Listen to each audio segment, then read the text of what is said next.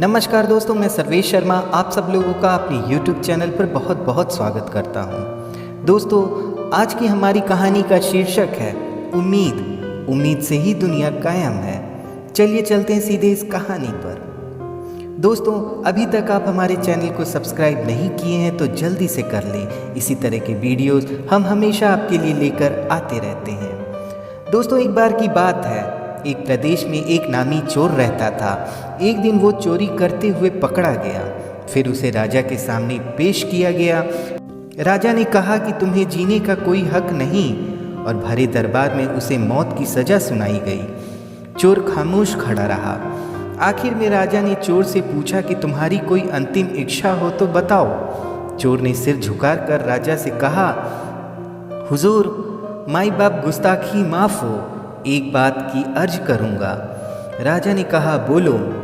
चोर ने कहा, राजन, मैं चोर हूँ, मैं पकड़ा भी गया हूँ और अब मुझे फांसी की सज़ा भी हो चुकी है।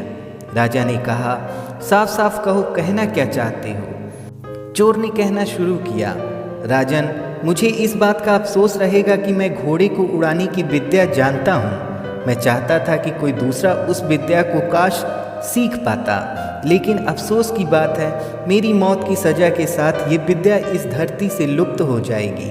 मेरे बाद फिर कोई घोड़े को उड़ाने की विद्या के सच से रूबरू नहीं हो पाएगा।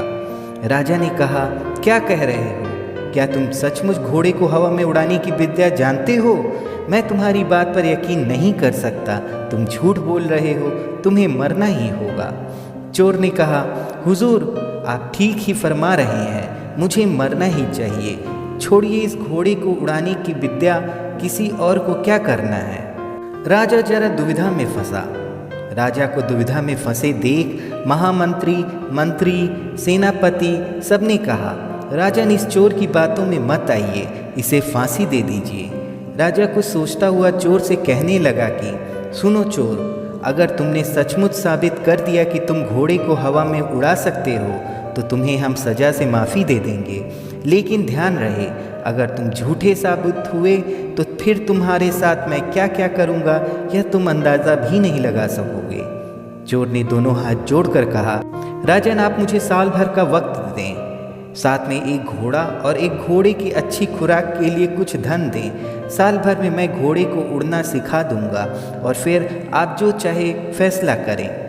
सारे दरबारी राजा को मना करते रहे, समझाते रहे, पर राजा ने कहा कि देखो, इसे फांसी की सज़ा तो हो ही चुकी है, आज मरे या साल भर बाद मरे, लेकिन अगर इसने घोड़े की उड़ाने की विद्या सिखा दी तो बहुत बड़ी बात होगी। राजा ने इतना कहकर उस चोर को एक शानदार घोड़ा और ढेर सारा धन देकर साल भर के लिए छोड़ दिया। चोर अपने घर पहुंचा। उसकी पत्नी अपने पति को देखकर आंखें मलने लगी। उसने पति से पूछा कि तुम तो पकड़े गए थे, फिर ये घोड़े के साथ वापस कैसे लौट आए? चोर ने पूरी कहानी सुनाई और कहा कि अब साल भर तुम मौज करो, इतना धन साथ लाया हूँ। चोर की पत्नी हैरान थी। उसने कहा कि तुम वहाँ भी झूठ बोल आए। अरे, घोड़े कहीं उड़ते हैं और साल भर बाद क्या करोगे, कैसे बचोगे? चोर ने कहा, मरने को तो आज ही मर जाता, लेकिन साल भर के लिए मौज की मोहलत मिल गई है, ये मेरी किस्मत है। अब साल भर बाद तो कुछ भी हो सकता है। तू क्यों सोच रही है कि फांसी ही होगी? मैं चोर हूँ, मेरा काम है उम्मीद और किस्मत के भरोसे रहना।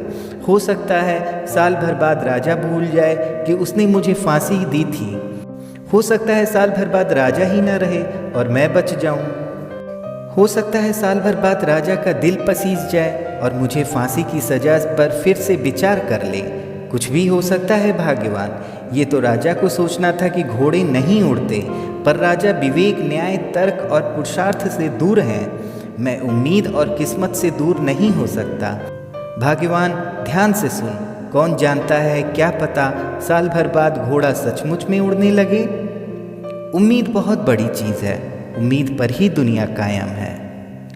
तो दोस्तों, इस कहानी से हमें यही शिक्षा मिलती है, कभी भी उम्मीद का साथ नहीं छोड़ना चाहिए। हम पर कितनी भी मुसीबत आए, कितनी भी परेशानियां आए, हमेशा उम्मीद के साथ जीना चाहिए। उम्मीद को कभी भी नहीं छोड़ना चाहिए। तो दोस्तों कैसी लगी हमारी आज की ये कहानी? अगर आप लोगों को पसंद आई हो तो हमारे चैनल को लाइक, शेयर और सब्सक्राइब करना मत भूलिएगा। साथ ही बेल आइकन को दबाना भी मत भूलिएगा, जिससे हमारे नए आने वाले वीडियोस के नोटिफिकेशन आपको मिलते रहें। फिर मिलेंगे एक नई कहानी, एक नई वीडियो के साथ। तब तक के लिए नमस्कार, आदाब, सत श्री अकाल।